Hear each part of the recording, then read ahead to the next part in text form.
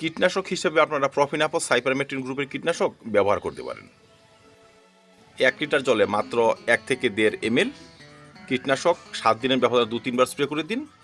সেই ধরনের ক্ষতিকারক পোকা গাছে এসে বসতেও পারবে না, তারা এই ধরনের ভাইরাস গঠিত সমস্যা গাছে সংক্রামিত করতে পারবে না। গাছ আমাদের সুস্থভাবে এমন লঙ্কা দিতে শুরু করবে। অন্যান্য সবজিতে আমরা যে কিচেন লিকুইড কম্পোস্ট ব্যবহার করি, সেই খাবারটি যদি লঙ্কা গাছের টবে দিতে পারেন, সেক্ষেত্রে কিন্তু তার ফলন অনেক বেশি হয়। কারণ ওই খাবারের মধ্যে এমন কিছু গুণ রয়েছে যা গাছে অধিক পরিমাণে ফুল নিয়ে আসে।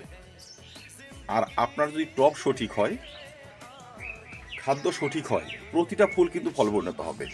লঙ্কা ফুল কিন্তু মিস্টেক করে না। তাই আপনারা অন্যান্য কঠিন খাবার যেটুকু দেন না দেন, কিন্তু তরল কিচেন কম্পোস্ট প্রতি 10 দিনে কিন্তু দিয়ে যাবেন।